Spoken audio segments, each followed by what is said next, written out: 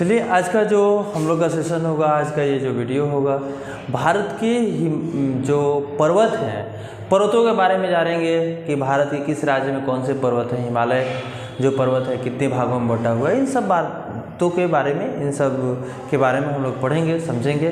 तो आज जो है भारत के पर्वत, यही टॉपिक है, भारत का पर्वत। तो पर्वत में अगर आप भारत का मानचित्र यहाँ पे क्लियर कर लेते हैं, ये देखिए भारत का जो मानचित्र है,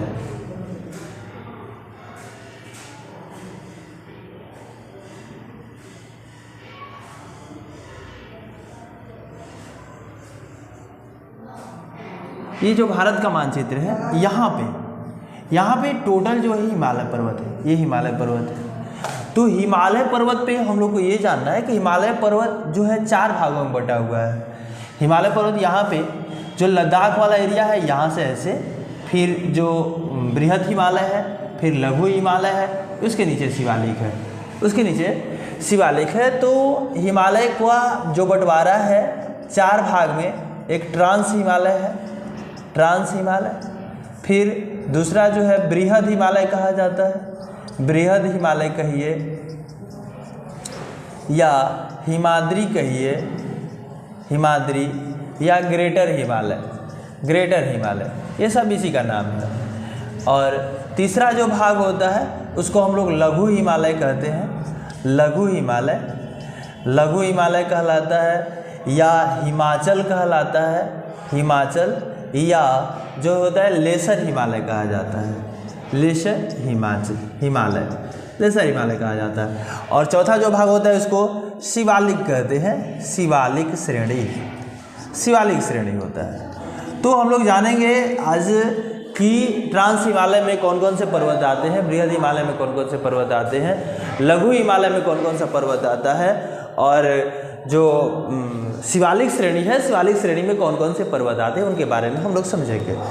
तो यहाँ पे देखेंगे जो ट्रांस हिमालय है, पहला ट्रांस हिमालय में कौन कौन से पर्वत आते हैं। जैसे में पहले काराकोरम है, काराकोरम, काराकोरम पर्वत श्रेणी का आप लोग नाम सुने होंगे, ट्रांस हिमालय के अंतर्गत आता है। फिर दूसरा जो है केटू, गाडविन ऑस्टिन जो है, ये भी ट्रांस हिमालय में ही आता है।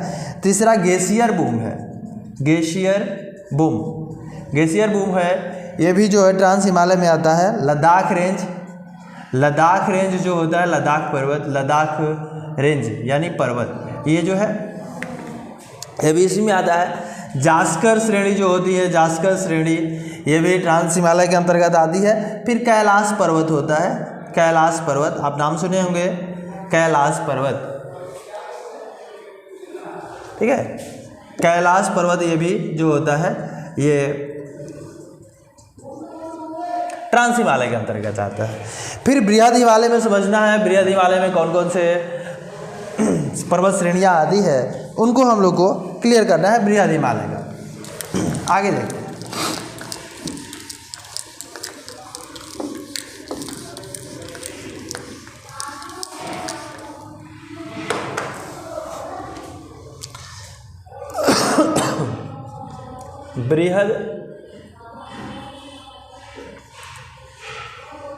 बृहद हिमालय, जिसको हिमाद्री कहा जाता है, इसका जो विस्तार है जम्मू कश्मीर में, हिमाचल प्रदेश में, उत्तराखंड में, नेपाल में, सिक्किम में, फिर भूटान में, और जो अरुणाचल प्रदेश है, इन सारे राज्यों में इसका विस्तार है। तो जैसे में इसके अंतर्गत आने वाले पर्वत हैं नंगा पर्वत, नंगा पर्वत जो है ये लद्दाख में पड़ता है, लद्दाख में।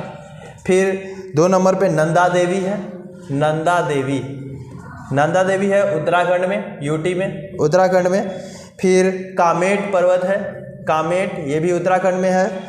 फिर आइएगा तो त्रिशूल है, त्रिशूल, त्रिशूल है, ये भी उत्तराखंड का ही पर्वत है। फिर केदारनाथ और बद्रीनाथ, केदारनाथ और बद्रीनाथ, ये भी जो पर्वत है ये भी उत्तराखंड के ही अंतर्गत आते हैं। फिर बंदरपुछ, जहाँ से जो है यमुना नदी निकलती है, बंदरपुछ श्रेणी है, ये भी जो है उत्तराखंड के, यहाँ पे लद्दाख है, और सारे जो है सारे के सारे उत्तराखंड में पड़ते हैं। इसके बाद नेपाल के अंतर्गत आने वाले जो पर्वत हैं, नेपाल में जो बृहद हिमालय के अंतर्गत आते हैं, उसमें जो उसको याद किया जाता है डैमजेम से, डैमजेम। डी से धौलागिरी पर्वत, फिर ए से जो होता है अन्नपूर्णा, एम से मानसालु, जी से गौरी शंकर, और ई से जो है एवरेस्ट पर्वत, और एम से मकालू पर्वत है। ये नेपाल में आने वाले बृहद हिमालय के अंतर्गत आने वाले ये पर्वत श्रेणियाँ हैं। फिर सिक्किम के अंतर्गत जो है कंचनजंगा पर्वत है, कंचनजंगा आता है, कंचनजंगा सिक्किम के अंतर्गत आता है। और अरुणाचल प्रदेश में, एपी में अरुणाचल प्रदेश में नामचा बरवा, आप नाम सुने होंगे, नामचा बरवा ये बृहद हिमालय के अंतर्गत आने वाला पर्वत है। फिर जो है हम लोग लद्दाख के अंतर्गत पढ़ लिए, जो ट्रांस हिमालय है, ट्रांस हिमालय के अंतर्गत पढ़ लिए।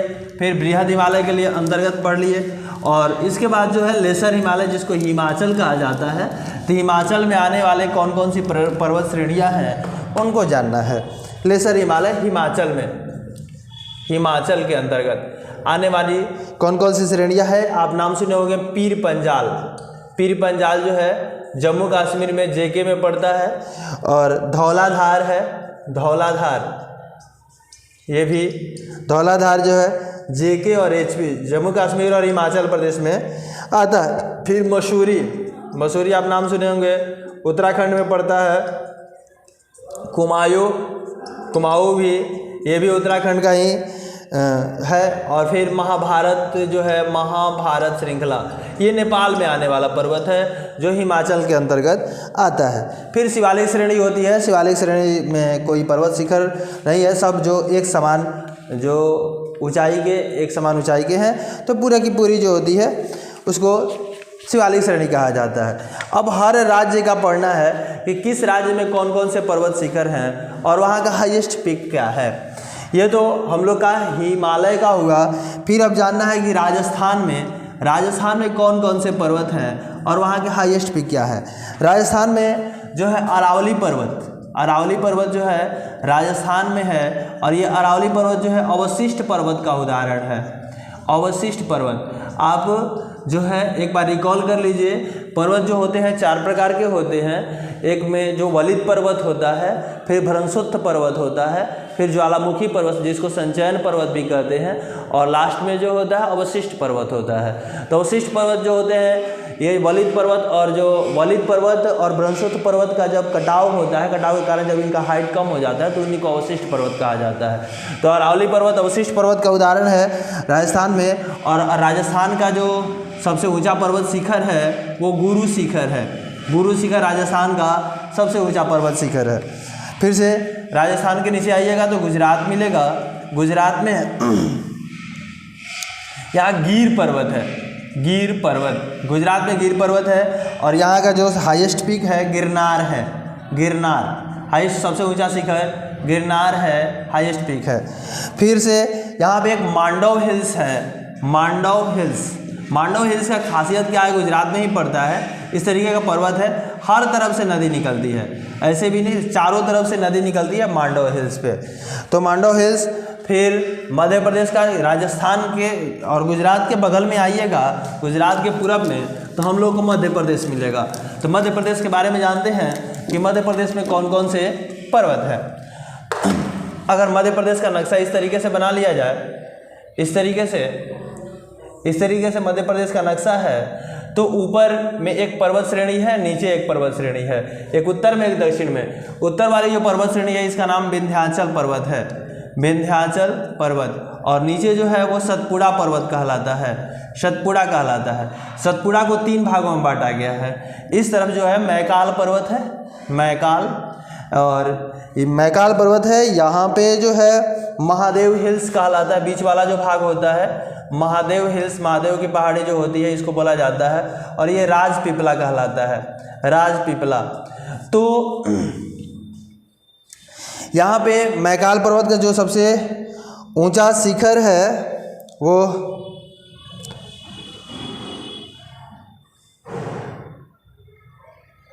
यहाँ का सबसे ऊंचा शिखर धूपगढ़ी है। यहाँ इस पर्वत का सबसे ऊंचा शिखर क्या है? धूपगढ़ी। धूपगढ़ी सबसे ऊंचा शिखर है और इसका जो ऊंचाई है वो 1350 मीटर है, 1350 मीटर।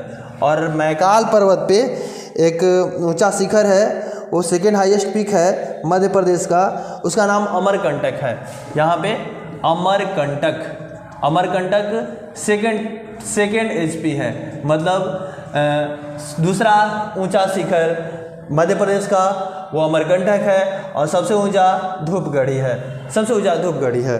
अब आगे आइएगा तो मध्य प्रदेश के नीचे महाराष्ट्र का विस्तार है। तो ये जो महादेव हिल्स है इसी का विस्तार महाराष्ट्र में है, इसी का जो है विस्तार है महाराष्ट्र में है।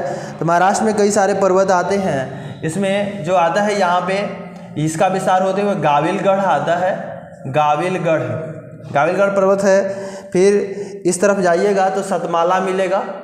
इस तरीके से अगर महाराष्ट्र का अगर कर लिया जाए तो यहाँ पे सतमाला मिलेगा, सतमाला। फिर यहाँ का जो सबसे ऊंचा शिखर है कलसुबाई, नाम है कलसुबाई हाईएस्ट पीक है कहाँ का? महाराष्ट्र का। फिर हरिश्चंद्र रेंज है, उसके नीचे हरिश्चंद्र पर्वत आएगा, हरिश्चंद्र पर्वत आता है। फिर महाबलेश्वर, यहीं पे महाबलेश्वर है जहाँ से कृष्णा नदी निकलती है, महाबलेश्वर यहाँ से कृष्णा नदी निकलती है महाबलेश्वर से। फिर अजंता रेंज आएगा, सेकंड हाईएस्ट पीक है महाबलेश्वर, सेकंड है। फिर यहाँ पे अजंता होगा, अजंता पर्वत। और जो है उसके बाद यहाँ पे बालाघाट पर्वत है, बालाघाट पर्वत है, ये महाराष्ट्र के पर्वत शिखर हैं। उसके नीचे आइएगा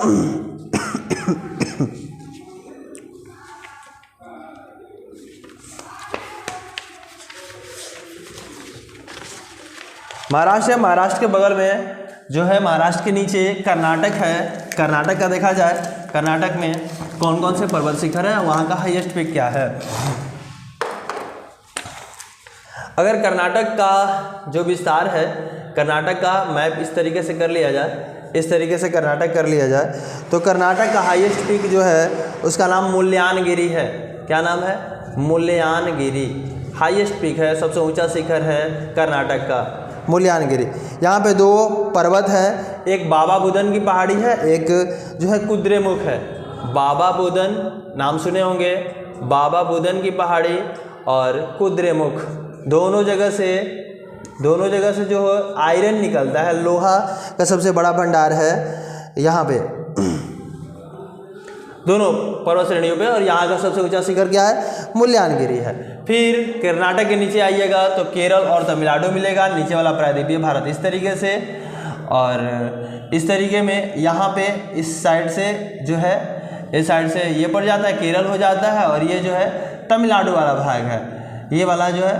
तो यहाँ पे जो बीचों बीच है, इस तरीके से ऐसे बांटा जाए, इस तरीके से बांटा जाए तो बीचों बीच जो है यहाँ पे तीन, जो केरल में भी और तमिलनाडु में भी विस्तार है, उसको जो है नैम से याद रखा जाता है, सॉरी NAC से याद रखा जाता है। N4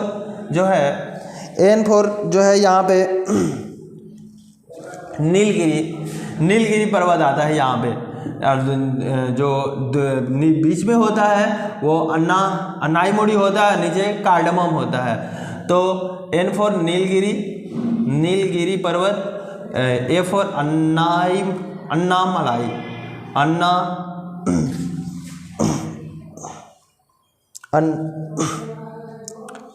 ठीक है, अन्नामलाई पर्वत है। और C से कार्डमम की पहाड़ियाँ है, सबसे ऊपर नीलगिरी, बीच में यहाँ पे जो अन्नामलाई है, नीचे वाला जो भाग है साउथ में, यहाँ पे कार्डमम की पहाड़ियाँ है। तो नीलगिरी का सबसे ऊंचा जो पर्वत शिखर है वो डोडा बेटा है, डोडा बेटा।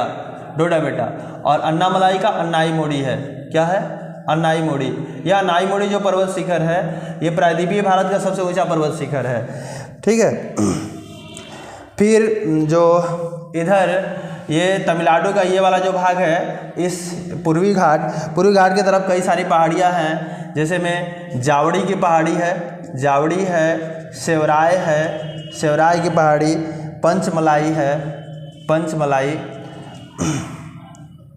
पालनी है, सिरुमलाई है, पालनी और सिरुमलाई, ये सारे जो है ये तमिलनाडु के अंतर्गत आने वाले हैं पहाड़ियाँ है। और जो है ये क्वेश्चन आते रहता है कि जो पश्चिमी घाट होता है, जो पूर्वी घाट होता है, उसका मिलन स्थल कहाँ होता है। तो नीलगिरी की पहाड़ी को पश्चिमी घाट और पूर्वी घाट का मिलन स्थल कहा जाता है। इसके ऊपर जाइएगा तो उड़ीसा मिलेगा, उड़ीसा इस तरीके से हो जाएगा, उड़ीसा का जो नक्शा है इस तरीके से हो जाएगा। और तमिलनाडु के ऊपर हम लोग का आंध्र प्रदेश होगा, आंध्र प्रदेश का भी लगभग इस तरीके से हो जाता है, नक्शा हो जाता है। उस वक्त आंध्र प्रदेश और तेलंगाना एक ही में था। तो अभी जो है यहाँ का जो सबसे ऊंचा शिखर है नाम है अरमाकोंडा, ये कहाँ का है? आंध्र प्रदेश का है, एपी का है, आंध्र प्रदेश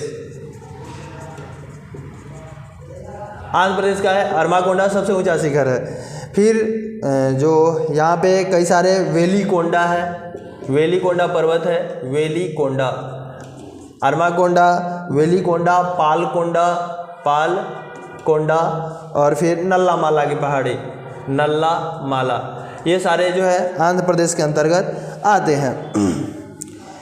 फिर उड़ीसा है, उड़ीसा है तो उड़ीसा में 3 पहाड़ियाँ हैं। एक उड़ीसा की जो सबसे एक गरजाहट हिल्स है, एक महेंद्रगिरी है, एक मलयगिरी है। इस भाग में जो है इस तरीके से मलयगिरी, फिर महेंद्रगिरी और फिर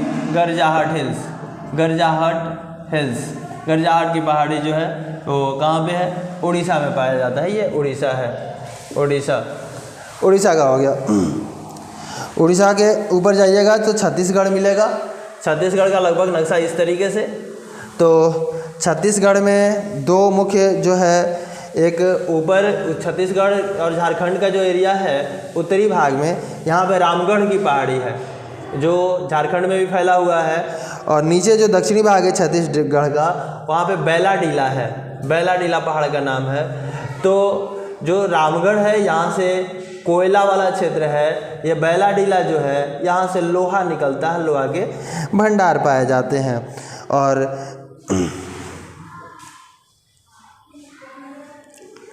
ठीक है, तो ये छत्तीसगढ़ हुआ।